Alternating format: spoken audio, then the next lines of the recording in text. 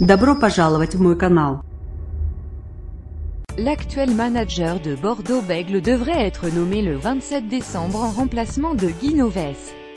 Le Monde 22/12/2017 à 15h37 mis à jour le 22/12/2017 à 15h59. L'actuel manager de Bordeaux-Bègles, fines lunettes posées au-dessus d'une moustache poivre et sel, a forgé ses qualités au fil d'une longue carrière de technicien, débutée à la fin des années 1980 à Auch, le club de son ami Jacques Fauroux.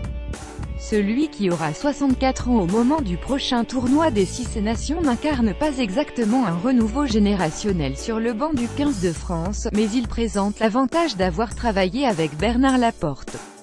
Le président de la fédération, qui n'avait pas choisi Guy Novès, s'apprête à faire ce qu'aucun de ses prédécesseurs n'avait osé limoger le sélectionneur du 15 de France, qui affiche le pire bilan pour un chef de file des Bleus à mi-mandat, soit 14 défaites et un nul en 22 rencontres. Novès n'a pas su transcender les internationaux français, mais a souffert d'un contexte structurel morose pour le rugby français. Son championnat, le puissant et riche Top 14, a pris le pas sur la sélection et essor des internationaux qui ont accumulé retard technique et athlétique. Les mêmes contraintes avec lesquelles Brunel, de 3 semaines son aîné, devra composer dans l'année et demie qui mène à la Coupe du Monde 2019, au Japon. Selon l'équipe et le journal du dimanche, le Gascon de Courinçant, dans le nord du Gers, a annoncé vendredi 22 décembre aux joueurs bordelais qu'il accepterait la proposition faite par Bernard Laporte. Rouge-info @le JDD Jacques Brunel a annoncé ce matin aux joueurs de @UBB Rugby qu'il avait accepté le poste de sélectionneur du XV de France PH.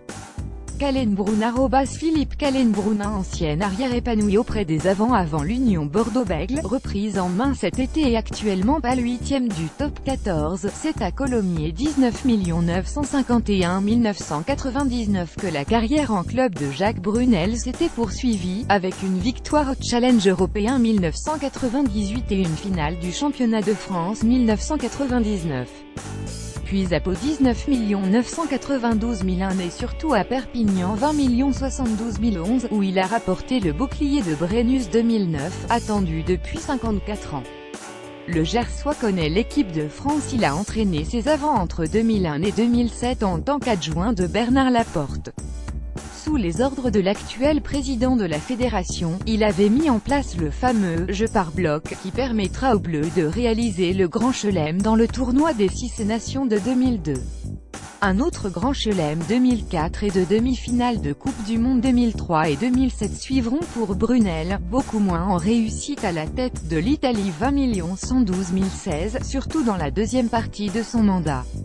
À Perpignan, sa grande qualité a été de s'appuyer sur nos atouts, notre identité de jeu, nos forces sans vouloir tout révolutionner, mais en ajustant nos faiblesses, expliquait à l'agence France Presse il y a 2 ans David Marty, ancien centre de Perpignan que Brunel a fait évoluer vers un jeu davantage porté sur le mouvement.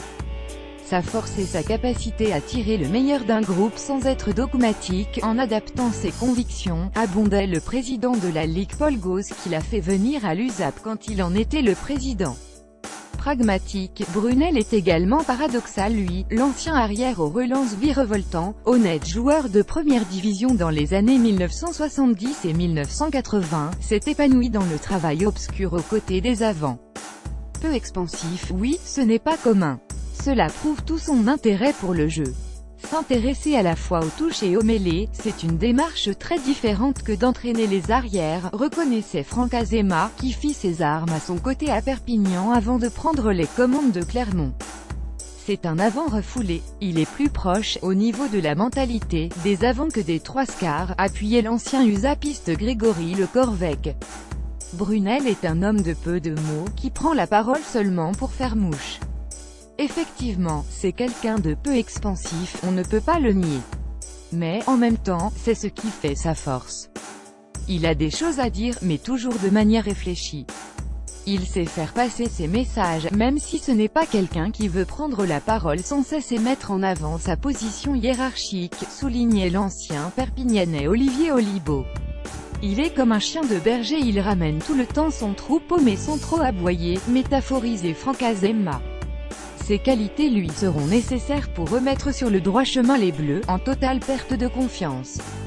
Le temps presse, le tournoi des 6 nations débute le 3 février 2018.